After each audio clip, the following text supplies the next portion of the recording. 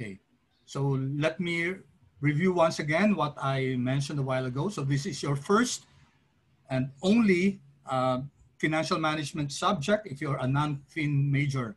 And we said that in this subject, we're going to expose ourselves to very foundational and fundamental concepts of financial management. We're going to learn how to analyze financial statements, and we're going to prepare financial plans.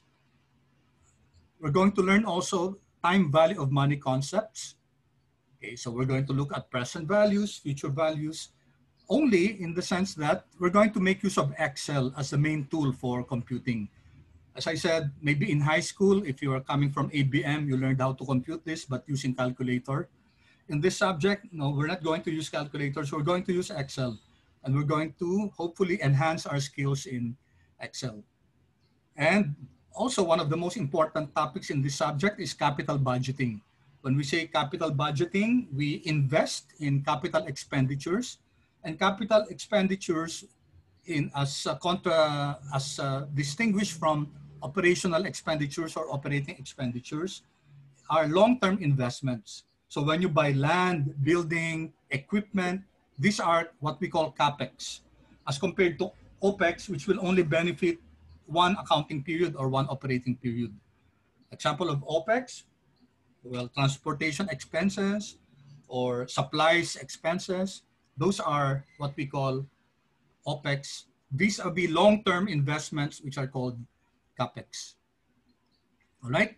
So I'm sorry I wasn't able to change this.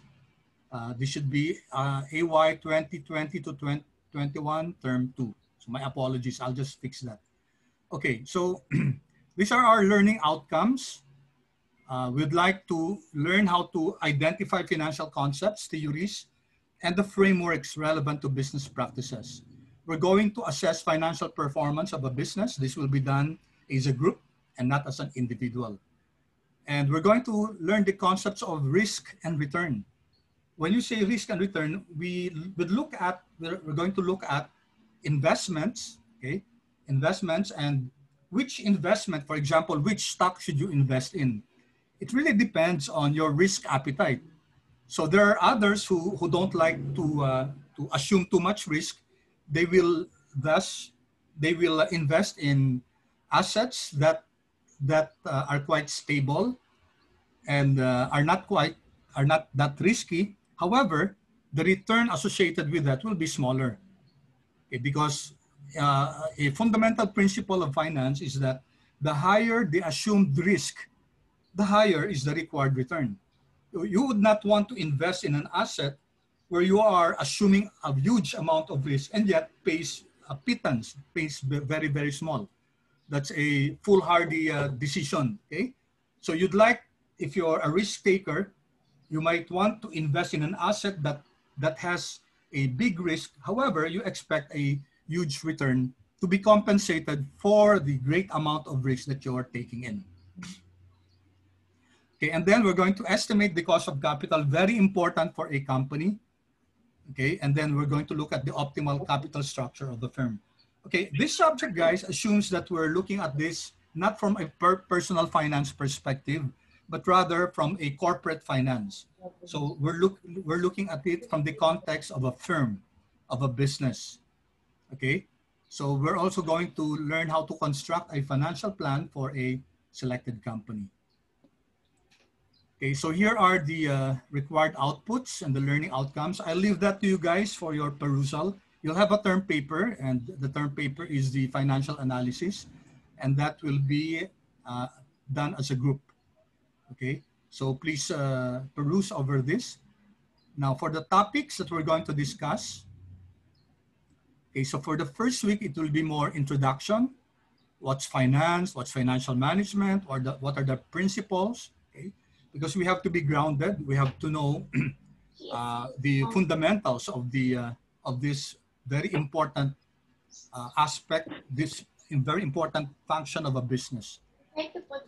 So for the second week, we'll be going into the financial statement. So we'll review the 3 fundamental financial reports or financial statements of a company, like the balance sheet, the income statement, the statement of cash flows. we'll be using Excel, guys, in order to compute for this. And then we go to projecting or forecasting the balance sheet, the financial statements, etc. Then after that, we go to time value of money. Again, this is easier to do because we're going to make use of Excel. Okay, before I proceed, guys, may I just have I'm sorry, I wasn't able to create a poll yet, but could you kindly write in your chat? My question is, on a scale of 1 to 10, on a scale of 1 to 10, 10 being the highest and 1 being the lowest, how do you rate yourself as far as proficiency or competency in Excel is concerned? When you say 10, you know almost all of the functions of Excel. Maybe you know how to do Visual Basic for applications. It's a programming side of Excel. When you say, sige, nag-ano na. Sige, you may answer now, guys. Sige, thank you. 4, 5, 5. Sige, 5, 5. Okay. Okay. Okay, very safe answer, 5. Huh?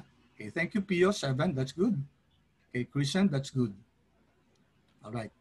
So by the end of the term, guys, hopefully however you graded yourself as far as your proficiency or competency in Excel is concerned, I hope that you're able to increase this by 2 points, 3 points, and even 4 points. I hope we're able to do that. I assure you guys that as we journey in this subject, we're going to learn the very powerful and ubiquitous Excel software. By the way, sometimes I might be using terms that are quite important. So do you know what this means, guys? The term that I use, ubiquitous, what does this mean? So we'll have, sometimes I'll be throwing in some words that are important. Yes? I think ubiquitous means something very common. Yes, correct. Like it's very used now. Yes, commonplace. No? Gamit na gamit talaga. So Excel is an example of a ubiquitous tool kasi I think if we have a survey of all companies, whether small, medium, or large companies, every company, maybe 99%, maybe, use Excel as a tool for their, either for accounting or finance, or their, let's say, HR, even HR. Okay, so Excel being a ubiquitous tool, okay, I hope we can increase our competency on that. I teach other subjects in finance where we use other softwares like R and RStudio, okay, or Python. Later on, guys, you might want to explore having a competency also in these softwares. But for this subject, we're going to make use of R. Again, guys, yung context natin dito, time value of money, Excel tayo. Risk and return, Excel also. So the computation becomes really a lot easier. So we focus more on the interpretation, okay? And then cost of capital, everything here, guys, everything here requires computation. And of course, we're going to use Excel and we're not going to use any calculator, okay? And last topic, as I mentioned a while ago, is capital structure. Okay, the textbook that we're going to use is Brearley and Myers. So I'm waiting for the department to say kung ano yung online resource natin. So, but this is the text that we're going to use. You have other references here also. Okay, so classroom policies natin, I hope you'll come on time, okay? Also, may I request that unless you're being asked to speak or to share your ideas, kindly mute yourself, mute your microphone. There will be instances when I'll be requesting you to share your idea, to speak up, and then that's a time for you to open your microphone. Okay, we'll have deadlines, but absolutely no late submission will be allowed. But of course, as you know, I'm going to give you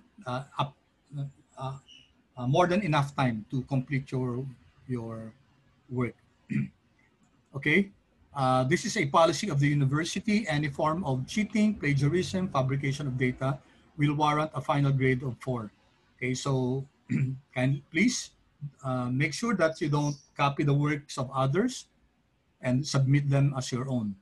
Okay, so that's dishonesty, and the only person or the only persons you are fooling are yourselves. No? So we don't want that. Okay, later on we'll be grouping ourselves, maybe 4 to 5 members. Okay, either you choose your group mates, I'm sure you'll do that, or if not, you can request me to be the one to choose for you. Okay, there are policies and exams. In this time, it's really very difficult. So our exams will be more or less multiple choice plus maybe some actual solving using Excel.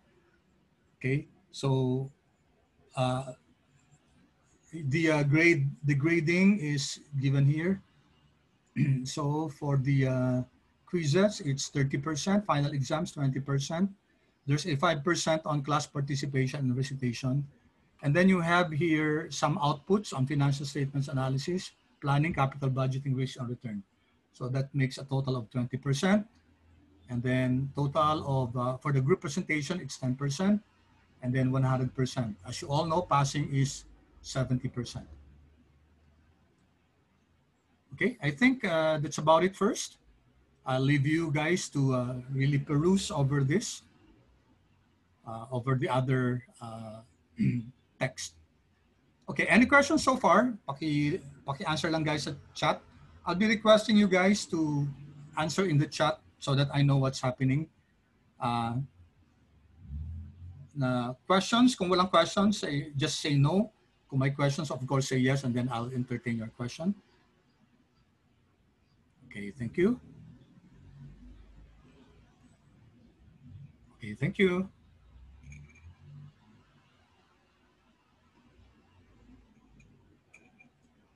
I hope everyone answers that. Okay, para alam ko. No? Okay, thank you. Okay. How do you grade Sir Bob? Yeah, thank you, Mary, for the, yeah, of course, that's very attainable. So don't guys worry about the grading.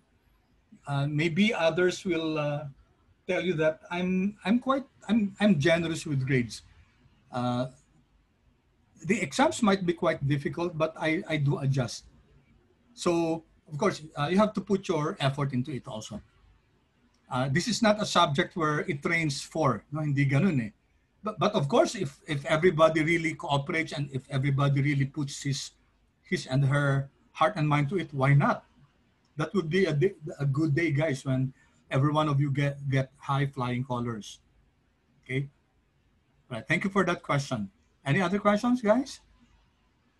All right. If no questions, okay, let me first invite you guys to, I created a Google spreadsheet, and I'm going to put here the link. Thank you, Mary. Okay, kindly access this link, guys. Nasa chat box. Oops, sorry, mali. Nabigay ko sa isang person. Okay. Do you see the link, guys? Kindly open that. And then may I request you to key in your ID number, and then your DLSU email, and then your department. The department, I'm sure that there are only 5 departments here. CLW is commercial law, DSI. If your course is business management, you know what department you belong to: marketing, finance, and management of organizational development. Okay, could you kindly please fill this in now? Sir, we have to request for access. Ganun ba? Wait. Sige, yes. sige. In the sharing. Nasa share, no? Nasa share. Hindi ko pala na-share. Share. Ang title natin. FIN. Okay. FMD FINA. FINA. K43. Okay, save. And then, lalagay natin dito.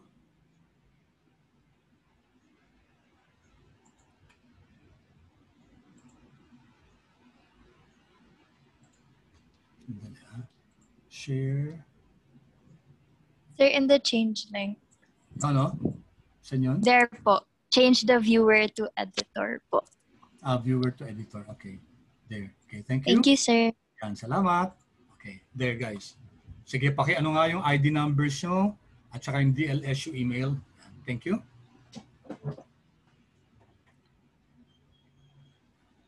Just answer up to the department side, no?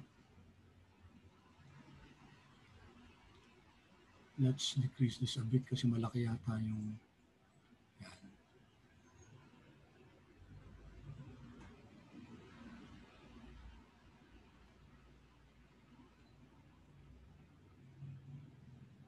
Please write your DLSU email, no?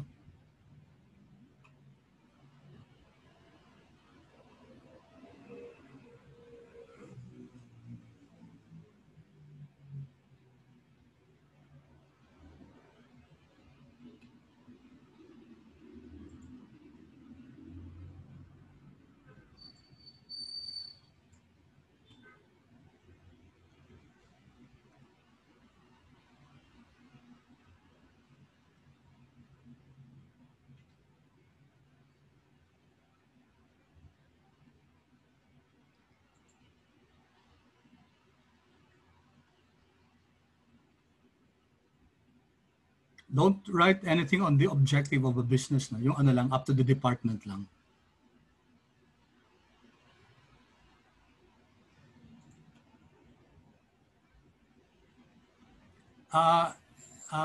Hans, ang ENT is DSI, di ba? Entrepreneurship is, Entrep is part of DSI.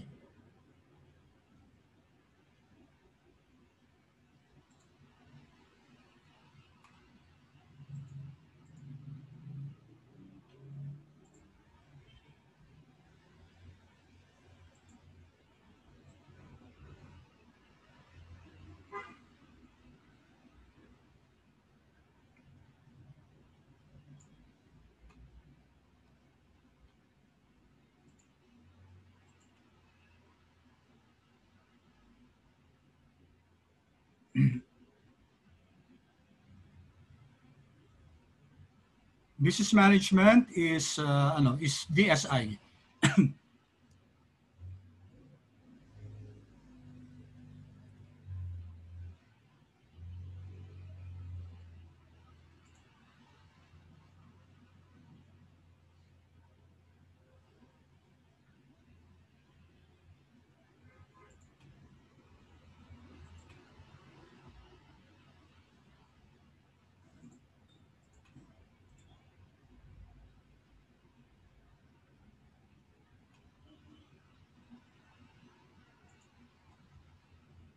All right.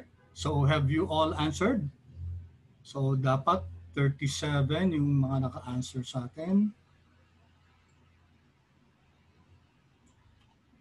Okay.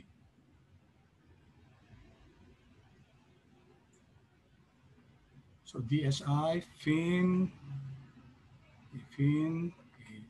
So medyo balance yung ano natin, ano? Balance may COB. Malakay, COB. Ano yung course mo, Malakay? Malakay. Sorry? APC. APC. So that should be mod yun, no? Oh. That's Management of Organizational Development. Okay. Anyone? Questions? Dun sa kung ano yung department nyo? Okay. So, good. Kasi mix tayo, no? Siguro pag nag-group tayo, mas maganda kung may representation from DSI, from FIN, from marketing, and mod. That will be a good combination. Para you come from different fields. And that approximates really what happens in a firm. Kasi talagang advertising, Caitlin, that's MKT, marketing siya.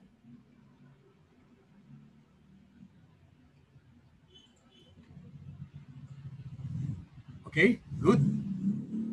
All right, so thank you so much for your participation.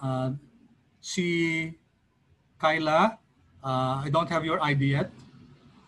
Paki-put in na lang ng ID.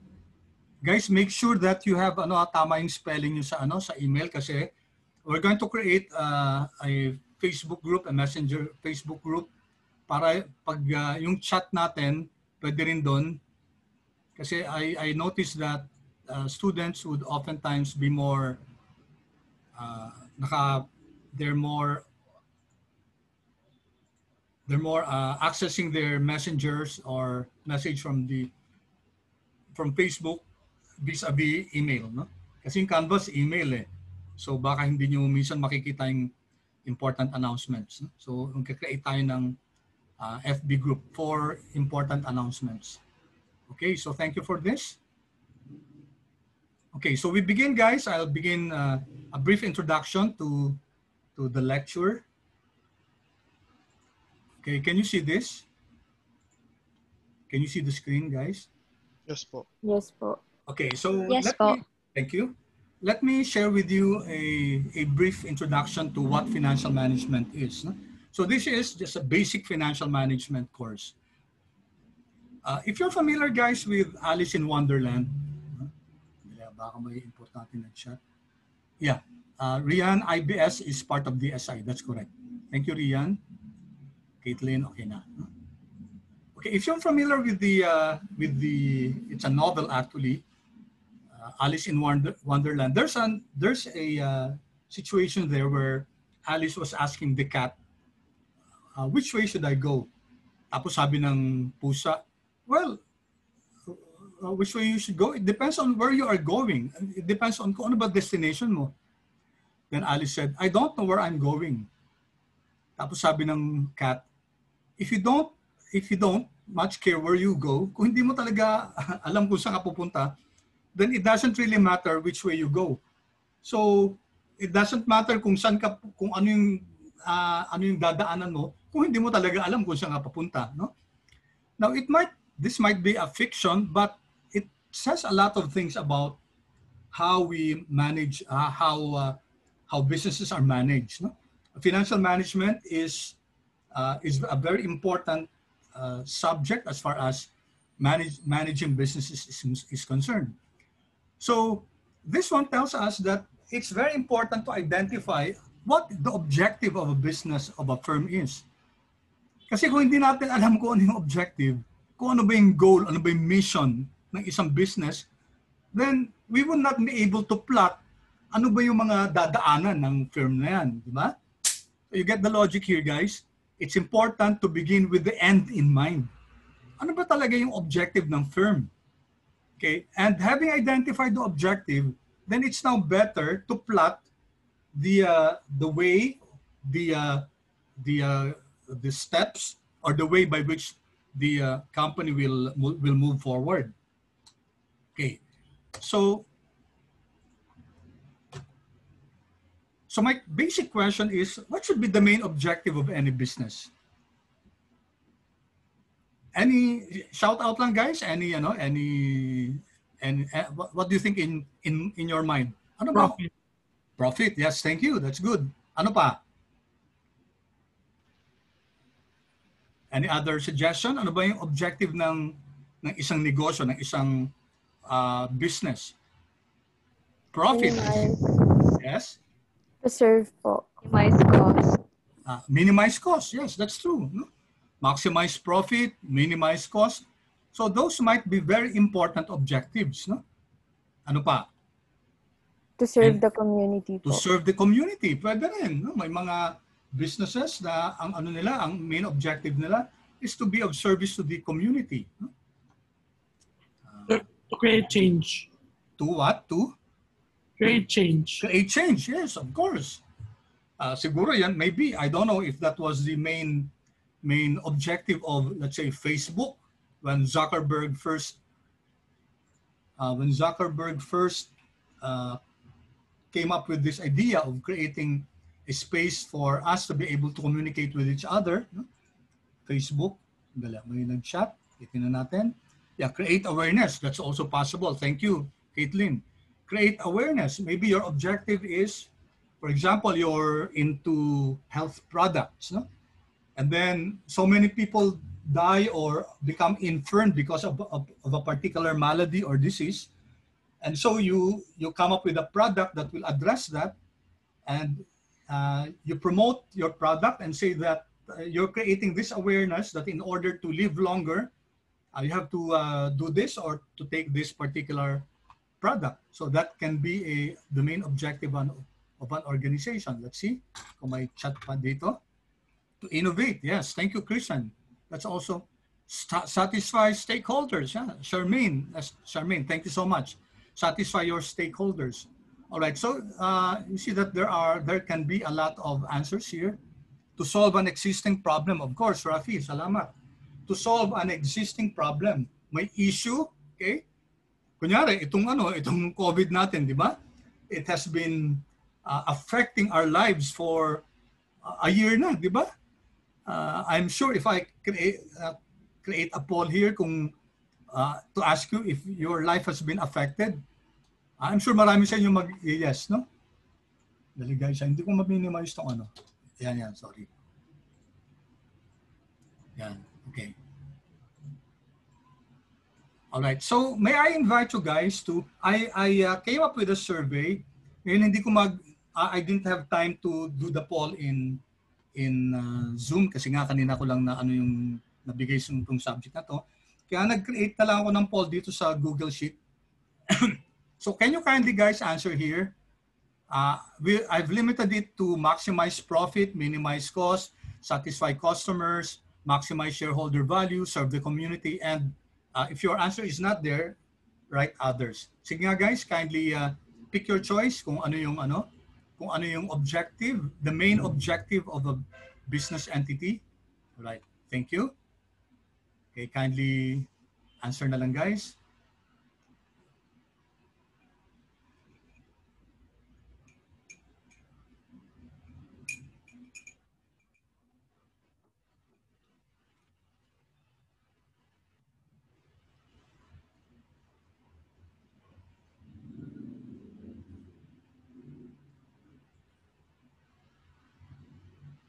I hope everyone answers. Yeah, thank you.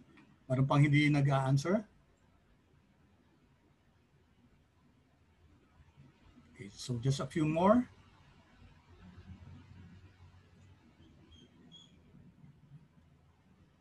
Sean, kindly answer, please. Sino pa? Anna and Julian, kindly answer, please. Lorenzo.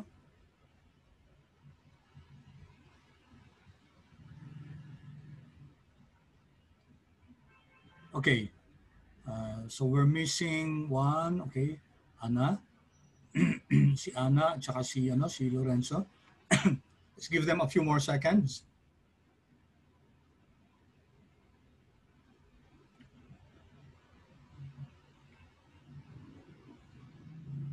Okay, so isa na lang si Lorenzo.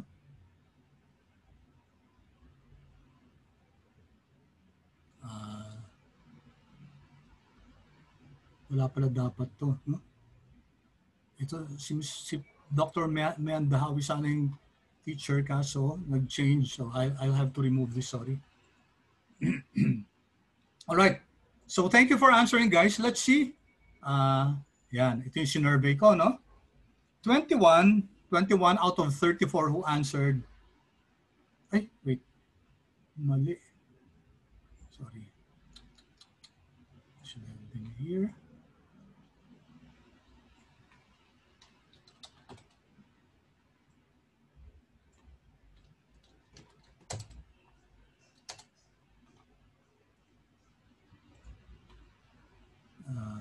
Tingnan lang natin statistics natin, no? Okay, so nagkamali na tayo dito. It should be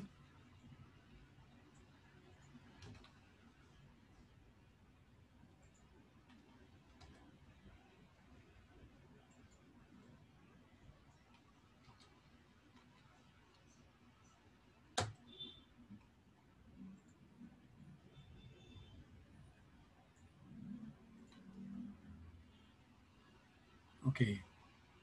All right, so 60% of the class, ilan natin ito ng ano?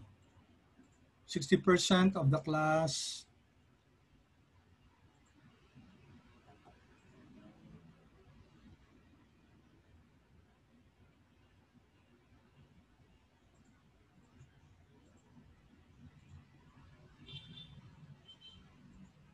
Ay, mali.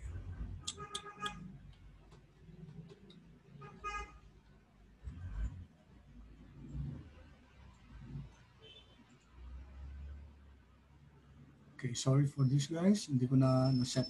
Okay, 60% of the class, percento, said that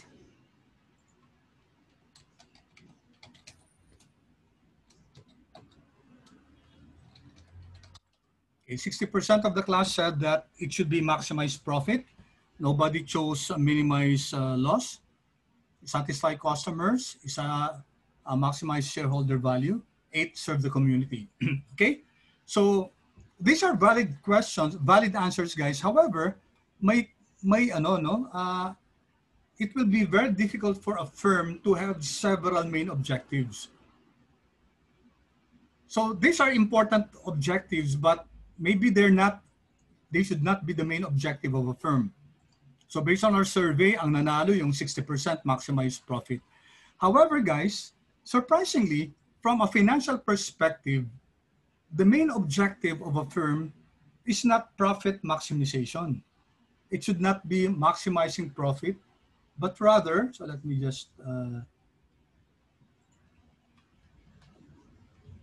but rather it's wealth maximization, or AKA shareholder value maximization.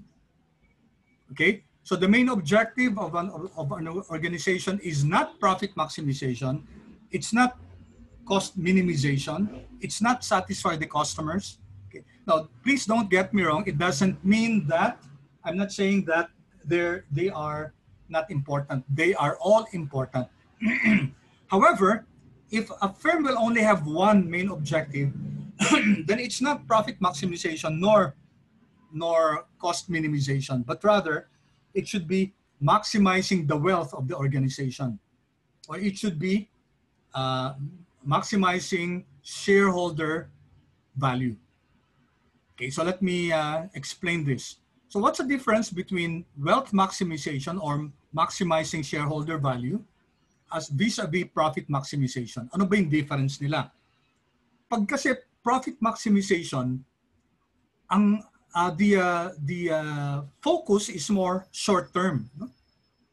How do you maximize profit? One way to maximize profit is, of course, increase sales. And that's very important. Another way is to minimize cost. So you cut back on expenses. Now, there goes the problem. Kasi minsan, pag nagka-cut ng cost, kinakat yung, kunyari, ikat natin muna yung HR training, yung training of the people. No? Kasi usually that happens. Kasi ang objective, profit maximization, tanggalin na natin tong item na to 100,000 pesos na gagamitin natin for budget sana for training of our staff. Okay? So that becomes now very short-sighted. Na para lang mag-increase yung bottom line, para mag-increase yung net income, bawasan natin tong expense na to. So that's very dangerous. Kasi yung training of the staff, for example, training of the people, ang effect niyan, it could increase temporarily or for a short time yung expenses. However, a trained staff will have a good or long-term benefits for the company. So kunyari, may mga frontliners tayo, mga nagbebenta ng products, no?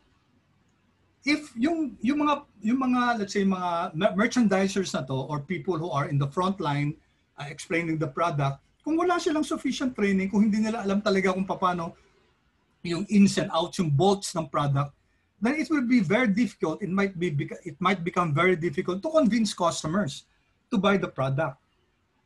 So shall you then cut back on this, yung people training, so that you're able to maximize profit for the short term? And yet the effect is a long-term reduction in value of the firm. So that's very dangerous if the main objective is profit maximization. The main objective should be wealth maximization. Because when you talk of wealth, you're actually talking of stock price and you're talking of long-term. So a good planning duration should be more long-term. Okay, so it could have increased expenditures on advertising, research, maintenance, training. Okay, and thus investing in this, it might have an impact on the current bottom line, but wealth maximization looks at the long term. Okay, clear ba yun, guys? Yes Clear? po. Okay, paki-yes nga or paki-unmute yourself kung yes. Kung clear yung this difference between wealth maximization and profit maximization or cost minimization in Sir. terms of Yes, po, planning sir. duration. Yes, sige. Yes, Clear, sir. clear. Okay, thank you. Thank you. That's good, no? Kasi from the perspective of finance, ang objective is not profit maximization. Main objective, I'm saying. Of course, pwede rin objective yung profit maximization, but this should be taken in the context of wealth maximization. And if they will collide, if they will clash with each other, mas bibigyan dapat ng priority yung wealth maximization kasi long term yan eh. Remember, you learned in your accounting, yung going concern na accounting entity concept. Now, you set up business not only for it to thrive or to exist temporarily. Walang nagagawa unless na talagang lang yan, parang joint venture lang yan or temporary project. Iba naman yon. Pero a businessman, an entrepreneur will set up a business with the main thought of the company surviving 50 years, 100 years, etc. No? There was a study conducted among companies kino-compare nila yung Western companies vis-a-vis yung mga Scandinavian companies. Kasi na-notice sila, for example, sa Norway, sa Sweden, sa Denmark, sa Finland, sa Scandinavian countries, yung mga companies nila, they were really built to last, no? Kaya nga may isang book, may isang very interesting book, business book, si Ari De Geus, ang author, Ari De Geus. Sometimes I wasn't able to prepare my digital pad, no? Next time, para habang nagsasalita ako, sinusulat ko rin para nakikita niyo yung spelling. So this Ari De Geus wrote a book, no? The Living Company. And he studied yung lifespan ng mga companies sa Scandinavia. Yung iba 300 years na, yung iba 200 plus years. So they were built to last really, no? So he looked at the secret of this companies, bakit kaya nagsusurvive yun? Samantalang, for example, sa US or sa ibang countries, no?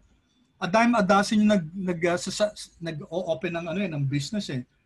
And according to Dun and Bradstreet, this is a survey company, 99.9% of businesses that are set up fail in its first year or second year. Only 0.1% survive.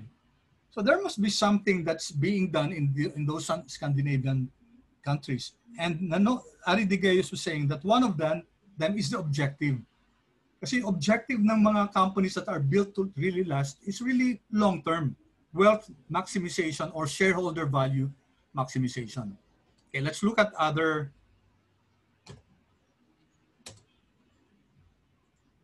Okay, sandali guys. Yan, naghahang tong PowerPoint. Okay. How about in terms of risk management, guys? Ano difference? Ayan, may nag-chat. Let me just check. Baka may question. Okay, thank you. Thank you, Charles. All right, wealth maximization versus profit maximization. In terms of risk management, kanina tinignan natin, guys, yung planning duration. Ngayon naman, tingnan natin yung risk management. Okay? So a wealth-focused company would work on risk mitigation so that it protects the company from possible risk. Pag profit maximization, guys, iba. It tries to minimize expenditures, so it's less likely to pay for hedges that could reduce the organization's risk profile. So si company that focuses on wealth maximization, ang objective niya is to minimize against risk. So pwede siya mag-invest sa mga hedging. Hedges, guys, HEDGES. Hedges are, pwede kayang isulatan ko itong ano. Anyway, saka na lang, guys. Sorry ha. Hedges are, these are financing tools or financing investments that protects the assets of the firm. Ang mahirap pag profit maximization, ay hindi, gastos na naman yan.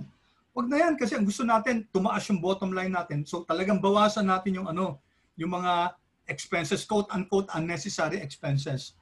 So para dun sa profit maximization, unnecessary sa kanila yung training ng mga tao.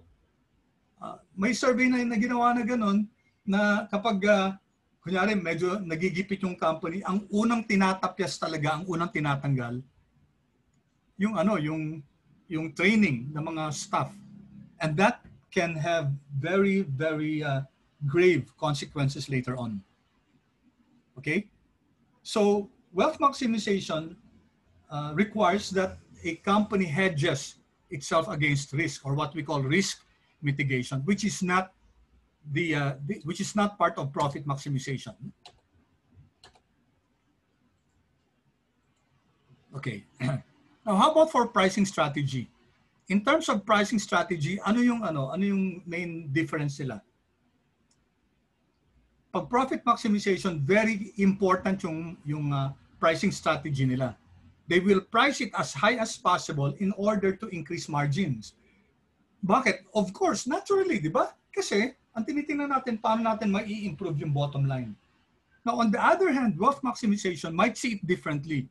They're willing to reduce the margins.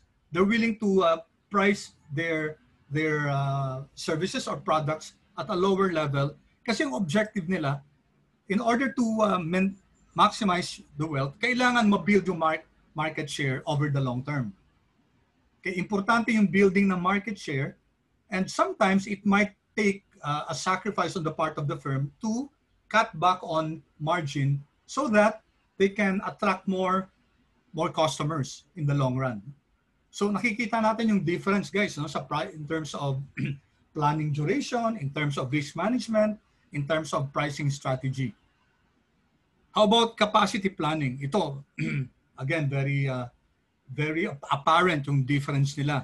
Si wealth maximization or shareholder value maximization, a big focus is really on heavily increasing capacity in order to meet its, again, long-term sales projection.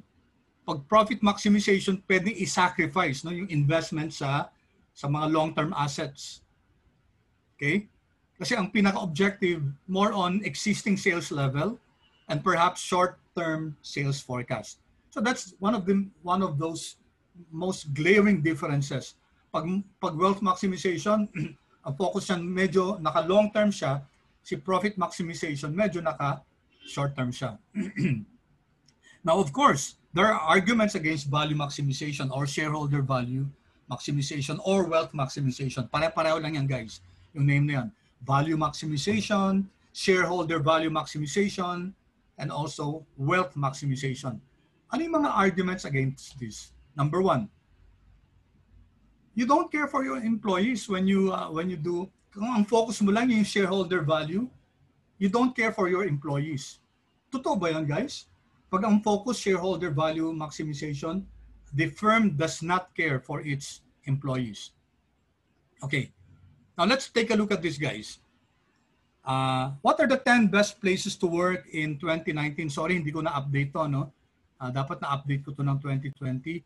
Again, guys, sorry for sounding like a broken record. Okay, so 10 best places to work. Can you venture one guess, guys? Ano kaya? According to Glassdoor, which is a recognized survey marketing firm, no? Can you identify one best place to work in the US setting? Yeah, that's correct, Eliza. So siguro na in your principles of management, medyo na-meet nyo na rin yung company na to, no? Si Google. No? So let me just, okay. So let me just share this. I don't know if you have seen this video. Can you see this, guys? Can you see yung Google? Yes, sir. Yes, po, sir. Okay. Can you hear the sound? Yes, sir. Okay, sige, sandali lang ha. This is just around 3 minutes. So this is from CBS News, no? Magazine has named Google the best company to work for in America again. About 2.5 million people send their resumes to the high-tech giant every year. As John Blackstone reports, human resources at this company is also a science. Welcome to the good life at Google. This campus in Mountain View, California offers employees comforts, privileges, and perks that workers at most other companies can only envy. But what may seem like luxuries are actually good business, and Google can prove that. because the company studies everything it does. We try to bring as much analytics and data and science to what we do on the people side as our engineers do on the product side. Laszlo Bock heads Google's People Operations Department. That's HR to you and me. Google's talent for data mining gives him detailed information on what pays off. When an employee starts on their first day, we have data that says if the manager shows up and says, "Hi, nice to meet you, you're on my team, we're going to be working together," and does a few other things, those people end up 15% more productive in 9 months. Google will be an unconventional company. To make sure the rest of a Googler's career remains productive is David Radcliffe's responsibility. We thought it'd be a great idea to build a building that allowed us to really try out new things and find out what works and what doesn't work. He's in charge of creating the perfect environment. We call it our living laboratory. Inside the living lab, Radcliffe's team tests everything from floor to ceiling. Diner booths, it turns out, can work better than traditional conference rooms. I always say casual collisions are what we try and create within the work environment. You can't schedule innovation, you can't schedule idea generation, and so when we think about our facilities around the world, we're really looking for little opportunities for engineers or for creative people to come together. The rooms Google has created for those creative people include ski gondolas in the Zurich office, a pub-like meeting room in Dublin, and a sidewalk cafe in Istanbul. So this is a conference room in here. It's a conference room that was made overnight. It's the idea behind this is the employees should own their individual space and be as creative as possible, and we shouldn't get in the way. When all that innovation gets too much, there's a solution for that, too. Should we whisper out here? I think so. No workplace is complete without a nap pod. We found that the 5-minute to 15-minute power nap, it works on Sunday before you watch the football game. Why not here at work? The lab searches for building materials that are free of chemicals, like soy foam furniture. Even the impact of paint colors is analyzed. And we actually get a negative response out of this color, so you probably won't see it popping up in other parts of the building. People don't like purple for some reason. I guess not. I don't know what it is. I actually like the color myself, but it doesn't work in the work environment.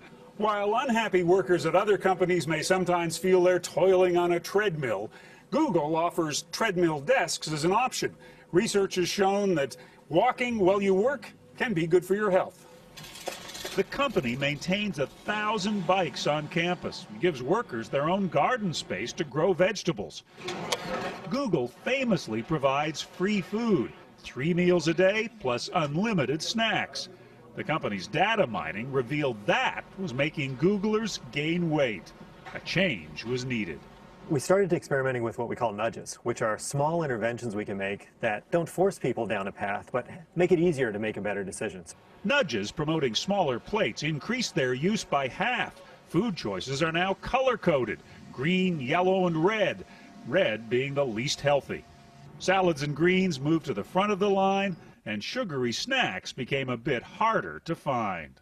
We took the sweets, M&Ms for example, and we moved them a little further down the shelf. And what we found was over a 7-week period, we actually had people consume over 3 million fewer calories of M&Ms.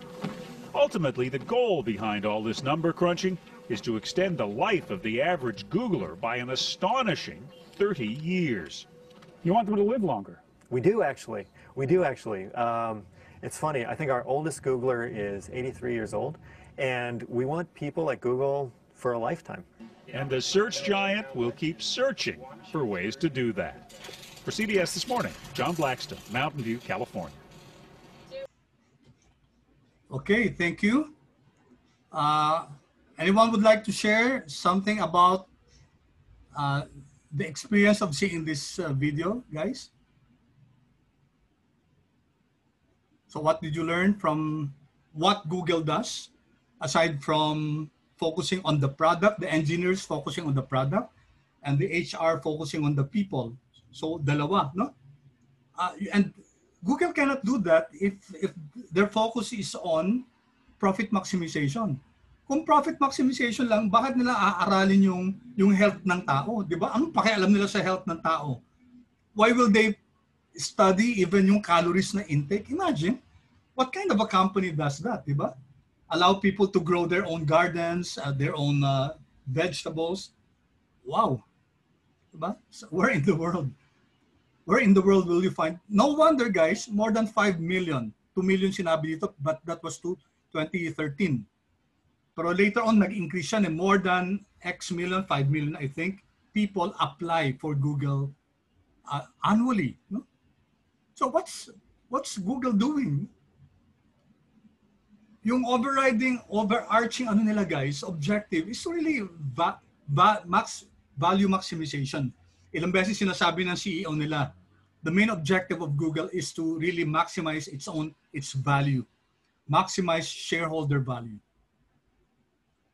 Okay, anyone would like to comment, guys? Share. Sir, can I try po? Ha? Sir, can I try po to answer? Yeah, sure. Go ahead. I really appreciate you sharing. Sige. Yes, po. Identify yourself muna. Sino to? Yes, it's Marco Villavicencio po. Marco, sige. Go ahead, Marco. What I noticed po from the video was Google tries to create a positive workplace by unconventional ways po. Yes. So they're using unconventional ways that can, like, they test it po, sir, if it's effective or not. So that's what I understand po, sir. Yeah, very good. Thank you, Marco. Unconventional ways. So it's thinking outside the box, no? Kasi yung ibang firms, yung mga standard, yung mga traditional ways, in order to make its employers happy. Imagine, sabi nila, ang goal nila is to increase the lifespan of their employees by 30 years. So it's like employment for a lifetime, hanggang kamatayan na to, di ba? Ang oldest daw nila as of this video, 80 years old. So there's a reason why people will really stay there. But of course, there's also a dark side, kasi may sinasabi daw dyan na it's not really also for everyone, kasi mahirap din yung talagang mahirap din yung demand ng work sa Google. But if you can hack it, by all means, guys, nice paying job, good treatment of the employees, and in an environment that's fun, di ba? I'm sure some people will thrive in that kind of an environment. Okay, thank you, Marco. How about the others? Sino gusto pang mag-ano? Ano yung nakita nyo dito sa ano na to? Anyone? Don't be ashamed. Okay lang tayo dito. Nagsishare tayo ng ideas. Mas maganda kung yung iba din magsishare din. Okay. What did you learn from that short video? Sir. Yes. Sino to? Please identify yourself. Diabanico po. Okay. Nickname? Julius. Julius. Thank you, Julius. Okay. Sige. Sir, I realized na if you improve the workplace of the company, it would also increase the efficiency. Correct. Yes. Yeah, very good observation, Julius. So sila very particular, di ba? May nakita ka doon isang, of course, there were several incidents there. Could you cite an example there where they were really very particular about the working environment? Sir, yung color ng paint. Yeah, oo. Di ba? Anong color yun? Yung ayaw daw. Yung purple daw. Pero yung ini-interview, gusto naman niya. Pero yung ang dami daw, ayaw, no? Ako rin, tinignan ko. How about you, Julius? When you were looking at the color purple, how did it strike you? Sir, siguro masyadong dark yung paint. Yeah, oo. Ako rin eh. Nung tinignan ko, nga naman. Medyo parang ayoko nung ganung klaseng no? Maybe, I don't know, light yellow or what. Yung something lively na kulay. Yeah, because really, may psychology ng colors, guys, ha? So pati yung inaaral ni Google, yung psychology ng colors, and there are many researchers on that, no? The psychology of color and how it affects. Siguro alam niyo na kung bakit si Jollibee orange yung kulay nila. Have you heard of that, guys? Narinig niyo ba yon kung bakit orange ang pinili ni Jollibee? Anyone? Oh, yes or no lang. Kung have you heard of the reason why? Yes or no lang. Sige. Para nag-chat kayo, guys. Sige. Yan. Good. Thank you. Thank you. Okay. Thank you, no? May reason kung inaral ng Jollibee yan kung bakit orange. Kasi ang psychologically daw, yung orange, nakakapag-ano ng hunger and also happiness. Kasi ang target nga nila for kids, di ba? For family. Kaya din yung mascot, ganun. No? So, it's a deliberate effort on the part of Jollibee also and other companies at that, particularly Google. Pati yung color scheming, no? Very important yon. So these are the nuances, no, of doing a business. However, guys, still, babalik tayo dun sa main objective ng organization, which is shareholder value maximization or wealth maximization. Kasi if the company is really looking at it from a long-term perspective, then it will invest in these things. No? Sabi nga dun sa Google, they really invest in data analysis para makita, pati yung sabi nga ni Julius kanina, yung work environment. Saka ka nakakita na may workstation habang naglalakad-lakad ka dun sa treadmill. Diba? And you can play football. Diba? It's as they called it, a living laboratory. Living siya kasi talagang pinag-aaralan yung mga conditions dun sa company. Tapos may nap pad pa. Imagine, pagod ka, they believe in the concept of power nap. Maka-nap ka lang ng 15 minutes. Malaki ng boost yun sa efficacy, sa competency ng isang employee. So very interesting, guys. And all of this in the context of value maximization. No? Now, naging successful ba si Google? Let's see, guys. Ngayon, guys, I'll need your this is quite tricky kasi, no? Could you kindly also, okay, I'll request you to mag-Google kayo. Tapos go to finance.yahoo.com. Sige, may gagawin lang tayong exercise. Titingnan natin kung anong nangyari kay Google in terms of value maximization. So, if you have done that, guys, finance.yahoo.com, paki-chat nyo na lang kung okay na-open na yung finance.yahoo.com. Paki-yes na lang so that I know. So, Google nyo, finance.yahoo.com. Okay, good. Thank you. All right, so what we're going to do now, guys, is if you can see this Yahoo.finance, Yahoo Finance, let's get the price of Google. Tingnan natin how Google has performed over the years with this business philosophy, with this objective of shareholder value maximization. So sa mga stock market, guys, kunyari sa NYSE, later on pag-aaralan din natin to, no? So this is the beauty of this subject, yung FMDFINA, kasi may mga practical side siya, no? So let's type the ticker symbol. Okay, ang ticker symbol, guys, siya yung parang ID ni Google sa stock market. If you take a look at this GOOG, si Google nga pala, di ba, pinalitan yung pangalan niya, it's already Alphabet Incorporated. So equity means nasa stock market siya. Okay, so let's click this. Let's choose this GOOG. That's the ticker, TICKER, no? Ticker symbol. Click natin. Okay, dito pala. No? Yan. All right. Do you see this now, guys? Pareho ba tayo ng ano? Pareho tayo, guys? Yes po. So do you see the 2081.51? The closing price of Google? Paki-yes nga, guys. Can you see this? 20. Yan. Okay, thank you. Yan, good. Good. So that's the stock price of Google when it closed yesterday, no, 4 p.m. Eastern Standard Time. And it increased by $44.65, no? So there was a 2.19% increase. Now, that's yesterday. Tingnan natin, guys, yung performance niya since it started. So dito tayo pupunta sa chart. No? Can you see here? So ang ganda ng Yahoo Finance kasi it provides us information. And it's free. No? Samantalang dito, pag hihingi ka ng information sa Philippine Stock Exchange, bawat page may bayad. I have students complaining na hihingi lang nila yung stock prices, pahirapan pa. No? Okay, so let's go to chart, guys. Makikita natin a lot of information that we can get here. So let's go to chart. Let's see how Google has performed. Okay. Then tingnan natin to, guys. Click kasi pwedeng 1 day. Ang ipapalat nyo lang 5 days, 1 month, 3 months. Then you click max. Max ibig sabihin from the start. So nag-start siya around anong year to? 2004, no? 2004.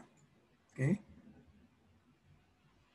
July 9, I think. So that's the beginning. July, that's September 19, 2004. Okay, can you see it, guys? So ngayon, 2036 siya. When it started, dito makikita nyo magkano lang siya. $58, no? And $58 yan. If you can see here, guys, ano? Dito sa beginning, $58, $59. So now it's 2036.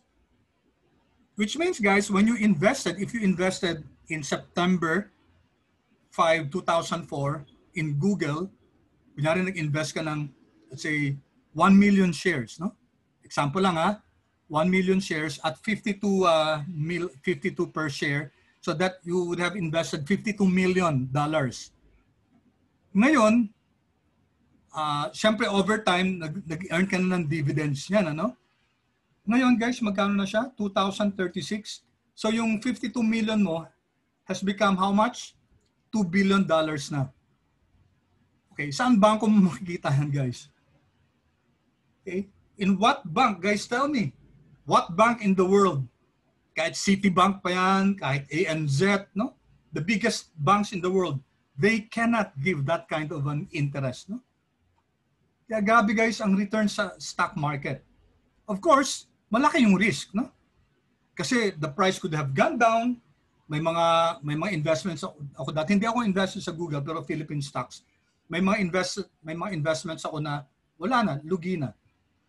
For example, Uniwide. Wala na. Pero marami akong investment din. Kunyari, Jollibee, guys, nabili ko at magkano? 15 pesos ba yun dati?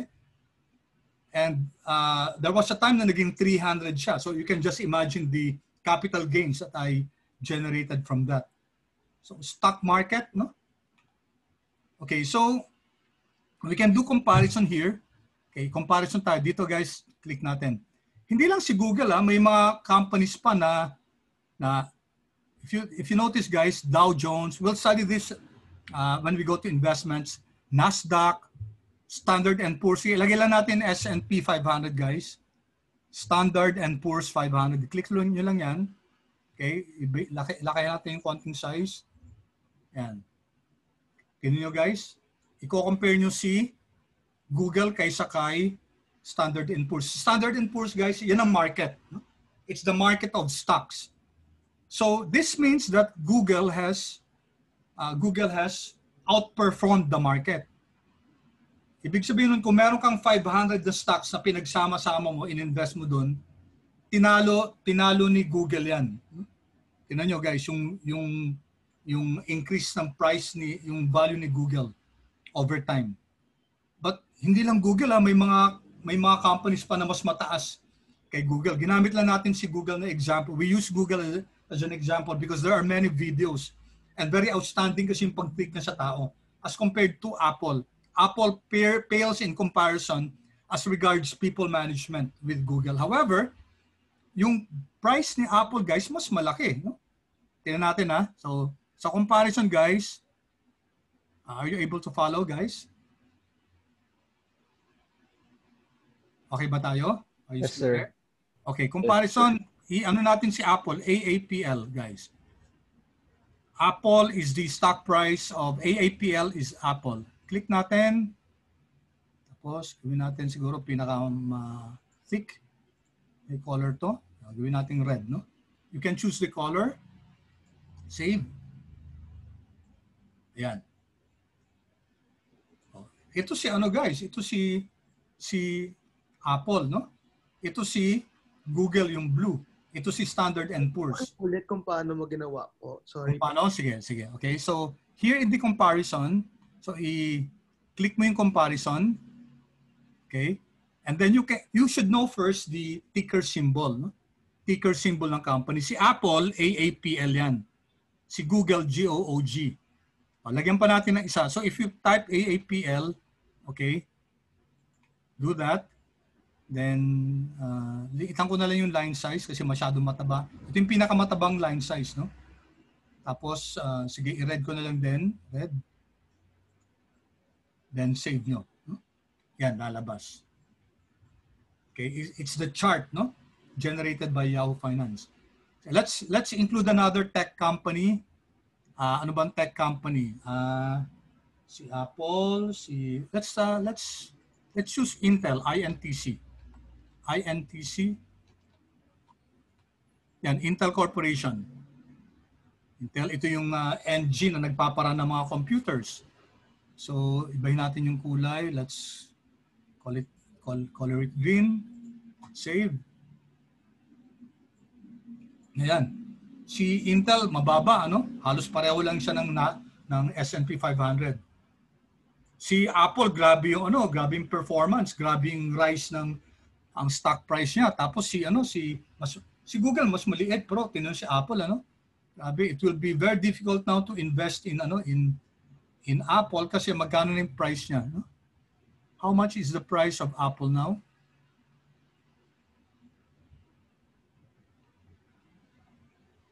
Hindi nakalagay dito. Dapat nakalagay yan. Hindi siya linilist, no? Okay, so we can remove, tanggalin ko yung isa, no? Si GSPC, si Standard & Poor's. Sir, yung open price po, yung nasa left. Nasa left. Kasi hindi, Sige po. Check ko, Thank you. Saan yung open price? Ilagay niyo po sa dulo ng line. Ayun po, tapos yung open price makikita doon. Kaso this is Google 58.257. I wanted to show yung sa Apple, no? Hindi siya pinapakita dito, no? Pero dito sa line pwede natin makita. Hindi nakalagay yung percentage lang nakalagay sa kanya.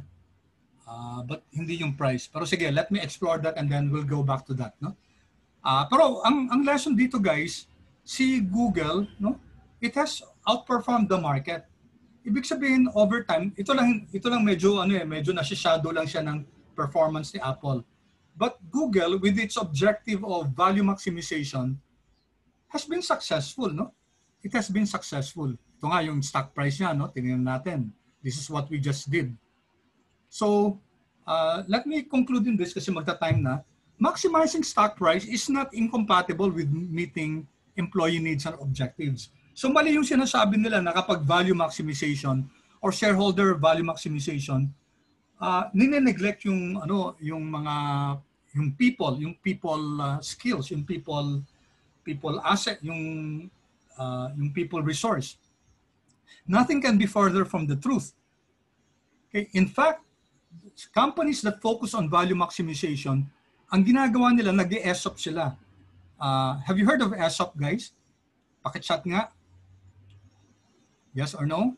Have you heard of ESOP, ESOP? Yes or no lang, guys, para malaman ko. No? Okay, no. Good, good. Thank you for your honesty. Okay. Ang ESOP, guys, ang ibig sabihin yan, sulat ko dito para baka makalimutan nyo. Okay, it means employee stock option plan. So what's that? You make your employees part owner of the organization. So they're provided with a parang binebenta yung stocks ng company sa kanila at a cheaper rate. So it affords them a discount in order to become shareholder. So pag shareholder sila, siyempre, pag may-ari ka ng negosyo, di ba, you would want the company to survive. You would want the stock price to go up. Siyempre, kasi may ka dun may part ka dun, di ba? So firms that maximize stock price generally are profitable. Not necessarily, it's not the reverse. Hindi natin pwede sabihin na yung firms na nag-maximize ang profit are able to maximize shareholder value. Ang theory dyan, dapat ima-maximize mo yung shareholder value kasi oftentimes it will follow that maximizing shareholder value maximizes also profit of the firm. Okay? All right, so it's almost time, guys. Let me end in that. Any questions so far? Any questions? None, sir. Any comments? Okay, good. Alright, so may tanong lang ako, guys. Kamusta yung first day natin? Magiging ganito, guys, yung mga discussion natin. So, ang request ko sa inyo, ayoko yung ako lang yung nagmo-monologue dito. So, we will have exercise like this. Kunyari, hopefully, first time nyo ba natutunan yung pagtingin ng stock prices sa Yahoo Finance? Pakichat nga guys kung yes. That's good. So, navigate nyo, practice kayo dyan guys para alam nyo kung paano makakuha ng information dyan. So, what we're going to do guys, magkakaroon tayo ng exercise, dyan yung kukunin yung stock price and then you're going to analyze it. No? When we go to computing returns, tapos hindi pa pwedeng magkakapareho kayo ng company. And since that will be, isa yun sa isang individual work. No? So, I'm going to share with you a Google Sheet, tapos sasabihin nyo dun kung anong company yung pipiliin nyo para walang repetition ng company. Alright, so I hope you learned something today, guys. I hope naging worthwhile naman yung natin, yung time natin ngayon. So I'm going to meet you this coming Thursday, and I hope get excited, guys, for the continuation of our lesson. Tutuloy pa rin natin, guys, yung objective ng isang business firm. Okay, any questions? Sir, na-try niyo na po Instagram? Oo. Pero hindi ko masyadong ginagamit, no? Ibang tool ang ginagamit ko. But thank you. Who's that? Sino to? Ay, Julius po, sir. Julius, salamat. Nag-i-Instagram ka ba? Yes, sir. Marami namang maraming tools naman. Maraming tools ang pwedeng gamitin. Yung iba, eToro, Instagram. Yeah, that's good. TradingView, I haven't tried, Rafi, no? But thank you for asking those questions. Siguro, one time, we will request you, si Julius, si Rafi, na i-share yung experience with this, no? Okay? I hope you don't mind if we request you to share with the class your experience on this. Kasi nga, sabi natin, learning to, thank you, Julius, it will be group dynamics, no? So, information will not be coming from me alone. So, magtutulungan tayo on this journey. All right, so thank you so much, guys. I hope you enjoyed the afternoon. I'll see you next meeting. Thank you. Ingat kayo, guys. Have a nice day. Thank you, sir. Thank you, sir. I'm going to Thank post you, sir. Thank you. Sir. I'm going to post the recording later, ha? Thank you po. Baka may mga na-late kanina dyan. Magpapa-attendance kayo. Thank you, Coach Gab. Thank you. Kung may late, magpapa-attendance kayo, please tell me.